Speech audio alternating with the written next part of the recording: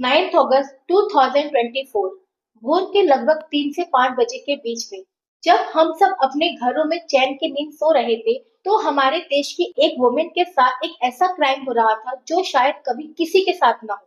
Kolkata doctor rape case, एक दर्दनाक incident जो कि इतनी दरिंदगी से एग्जीक्यूट किया गया, जिसने पूरे देश को झकझोर कर रख दिया। और आज हमारे देश की गवर्नमेंट, एडमिनिस्ट्रेशन, पॉलिटिशियन सब एक दूसरे को ब्लेम कर रहे हैं। लेकिन क्या इस ब्लेम से उस लेडी डॉक्टर को इंसाफ मिलेगा?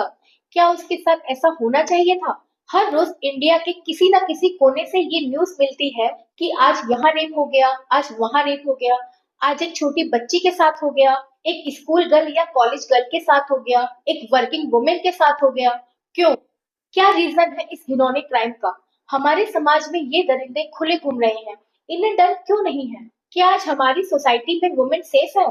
आज इस वीडियो में मैं आपको ये नहीं बताऊंगी कि आरजी कार हॉस्पिटल में 9 अगस्त को उस लेडी डॉक्टर के साथ क्या हुआ, क्योंकि उस दर्दनाक इंसिडेंट के बारे में तो आप सब जानते ही होंगे। आज हमारे देश में सबके मन में बहुत सारे क्वेश्चन रेज हो रहे हैं। पास्ट में पहले भी ऐसे ब्रूटल क्राइम्स हुए हैं।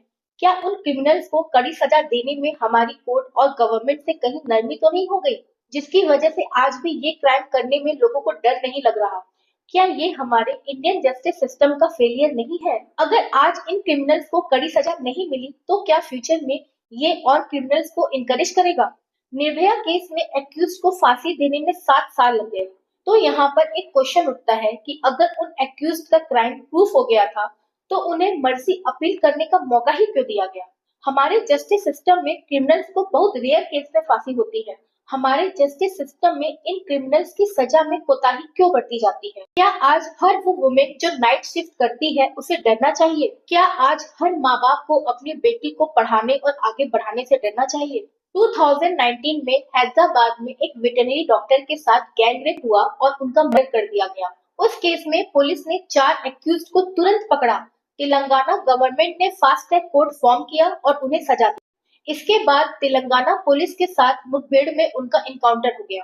मतलब उस डॉक्टर के साथ 27 नवंबर 2019 को क्राइम हुआ और उन एक्यूज्ड को सजा सुनाने के बाद 6 दिसंबर 2019 को उनका इनकाउंटर कर दिया गया।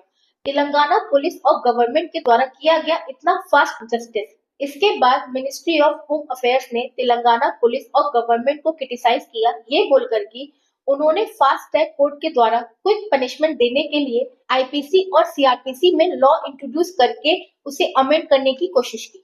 जब एक स्टेट गवर्नमेंट ऐसा कर सकती है, तो सेंट्रल गवर्नमेंट ऐसा क्यों नहीं कर रही? वुमेन के अगेंस्ट इन हीनस क्राइम के लिए फास्ट ट्रैक कोर्ट को क्यों नहीं सेटअप किया जा रहा? टास्क फोर्स क्यों नहीं बनाई जा रही? क्या सरकार की इस कोताही की वजह से इन दरिंदों को शय नहीं मिल रही? क्या वुमेन के अगेंस्ट इन सीरियस क्राइम के लिए एक अर्जेंट रिफॉर्म की जरूरत नहीं है? क्या ये इशू एक प्रोफेशन या कम्युनिटी तक ही सीमित है, या ये एक नेशनल इशू है? आज इस क्राइम पर एक डिबेट स्टार्ट हो गई है, मेन वर्सेस वुमेन। तो मेरा ये कहना है कि ये इशू सिर्फ वुमेन का ही नहीं है, बल्कि हर एक मेन से रिलेटेड है, क्योंकि एक वुमेन जिसके साथ क्राइम होता है, वो किसी की बेटी, बीवी, बहन या माँ होती है। हैदराबाद डॉक्टर रेप केस में स्टेट गवर्नमेंट के सपोर्ट से 10 दिनों के अंदर पूरा केस ही सॉल्व हो गया। एक्यूज को सजा मिल गई। मीन्स अगर स्टेट गवर्नमेंट चाहे तो सारे केस इमीडिएटली सॉल्व हो सकते हैं। बट यहाँ क्या हुआ? वेस्ट बंगाल की सीएम ममता बनर्जी इस केस को ऐसे मिसहैंडल कर रही है। क्या एक वुमेन होने के नाते ये उनकी मोरल रिस्पॉन्सिबिलिटी नहीं है कि उस लेडी डॉक्टर को तुरंत जस्टिस मिले? हमारा इंडियन जस्टिस सिस्टम ये कहता है कि किसी भी एक्यूज को ऐसी पनिशमेंट नहीं दी जा सकती जो ह्यूमैनिटी के अगेंस्ट हो। इवन फांसी भी बहुत रेयर केस में ही दी जाती है। बट उन विक्टिम्स का क्या, जिनको बिना किसी गलती के ऐसी सजा दी जाती है? क्या ऐसे वुमेन्स के अगेंस्ट हीनस क्राइम के लिए हमारा जस्टिस सिस्टम स्ट्रॉन्ग नहीं होना चाहिए? अगर हमारी गवर्नमेंट की तरफ से कोई सख्त स्टेप नहीं लिया गया, तो ये क्राइम फ्यूचर में भी होते रहेंगे।